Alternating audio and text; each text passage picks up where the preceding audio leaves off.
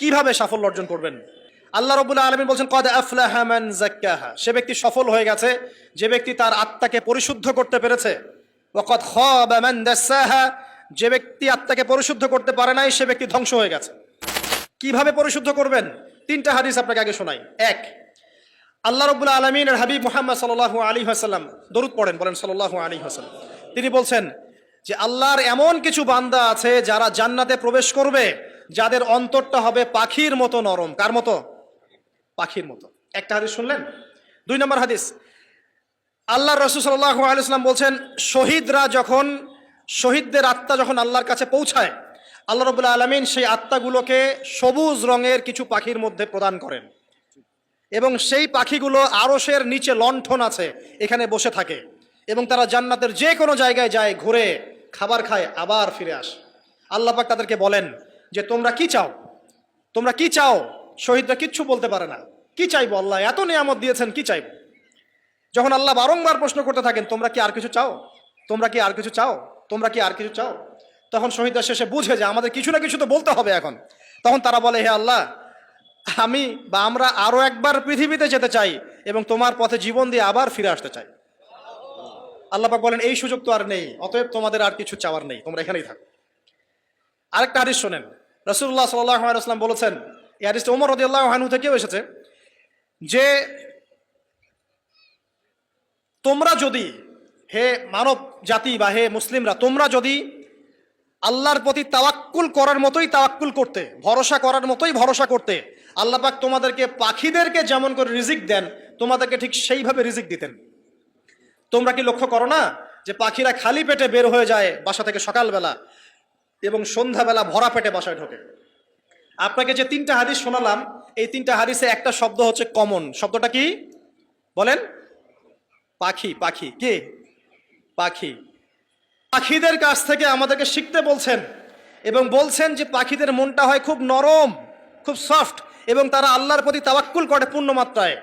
তারা সকালবেলা ভোরবেলা বের হয়ে যায় এবং সন্ধ্যাবেলা বাসায় ফেরে, খালি পেটে বের হয়, ভরা পেটে বাসায় ফেরে। এবং আল্লাহ পাক সবচেয়ে সম্মানিত মৌত যেটা শহীদের মৌত, সেই শহীদদের আত্মাকে আল্লাহ পাক পাখির রূপ দিবেন। তাহলে পাখিটার বিষয়ে একটা ফোকাস করা দরকার আছে না? আচ্ছা, এখানে আসেন। পাখির মন হচ্ছে নরম, মানে পাখির মনটা তাসকিয়া, আত্মশুদ্ধিতে পরিপূর্ণ। কদ আফলাহা মান যাক্কাহা, সে ব্যক্তি সফল হলো যার হৃদয়টা পবিত্র, নিষ্পাপ, নিষ্কলুষিত হলো, সে ব্যক্তি সফল হবে ইনশাআল্লাহ। একটা কাজ এখানে খেয়াল করেন, পাখিরা সকালবেলা ভোরবেলা বের হয় আর সন্ধ্যাবেলা বাসায় ফেরে। এখনকার মুসলিমদেরকে দেখবেন দুপুরবেলা ওঠে, রাত 3টায় ঘুমায়। কথা কি বুঝেন নাই? পাখিরা একদম ভোরবেলা উঠে যখন ফজরের আজান দিচ্ছে ঠিক তার আগ মুহূর্তে পাখির কিচিরমিচির শুনছেন, তার মানে নামাজের ওয়াক্ত প্রায় চলে যাচ্ছে, তার মানে তার আল্লাহ পাকের হুকুমের সাথেই জেগে ওঠে। সূর্য ডুবে তারা ডুবে যায়। ঠিক এরকম সুন্নত ছিল নবী সাল্লাল্লাহু আলাইহি ওয়াসাল্লামের এবং সাহাবায়ে কেরামের। আজকে 1400 বছর পর মুসলিম জাতি এই সুন্নাহ ভুলে গেছে। আর আমাদের সুন্নত দেখবেন, যদি কোনো রকম উঠেও ফেলি ফজরে, আবার 12টা পর্যন্ত ঘুম, আরো বেশি। আর এই যুব সমাজ যারা আছো তোমরা কেউই 3টা-4টার আগে ঘুমায় বলে আমার মনে হয় না। অলওয়েজ অনলাইনে পড়ে আছে, টিকটক নিয়ে, ফেসবুক নিয়ে, গার্লফ্রেন্ডের সাথে চ্যাটিং। পাখির মতো হতে পারলে পরে মনটা তো নরম হবে, তারপরে না তাসকিয়া অর্জন হবে। পাখির রুটিনটা কি? ভোরবেলা বের হয় আর সন্ধ্যাবেলা বাসায় ঢোকে। অতএব আমরা যদি রাসূলুল্লাহ সাল্লাল্লাহু আলাইহি ওয়াসাল্লামের সুন্নাহ মতো ওই ভোরবেলা উঠতে পারি আর আর্লি নাইট ঘুমিয়ে যেতে পারি এবং সারাদিন যদি রাসূলের সুন্নাহগুলোর উপর আমল করতে পারি, তাসকিয়া অর্জন হবে ইনশাআল্লাহ। কথা বুঝতে পারছেন? 2, পাখির মতো নরম মন লাগবে। এখনকার আমরা যারা বেঁচে আছি আমাদের মনগুলো কঠিন। কেমন কঠিন? পাথরের মতো কঠিন। আমরা যখন দেখি একটা মাইয়েতকে নিয়ে যাওয়া হচ্ছে জানাজায়, আমাদের কোনো ফিলিংস কাজ করে না। জানাজা যাচ্ছে, জানাজায় দাঁড়িয়ে মোবাইলটা টিপাটিপি করছে। জানাজার সাথে চলছে, কোনো ফিকির নাই যে এই জানাজা আমার হবে কালকে, ওই মোবাইল টিপাটিপি করছে।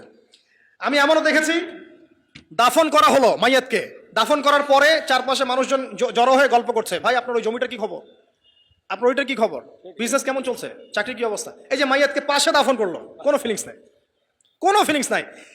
আমি আত্মশুদ্ধির কথা বলছি। আত্মশুদ্ধির জন্য আপনার মনটাকে পাখির মতো সফট নরম করতে হবে। যখন আপনি সফট নরম করবেন এবং আত্মশুদ্ধি অর্জন করবেন, তখন 2 ডানা মেলে আপনি আকাশে উঠতে পারবেন ইনশাআল্লাহ। আত্মশুদ্ধি অর্জন না করতে পারলে ডানা কেটে পড়ে যাবে, তখন আর আকাশে উঠতে পারবেন না। কোন আকাশে? ওই যে শহীদের রূহ যে আকাশে চলে গেছে, ওই আকাশ। অতএব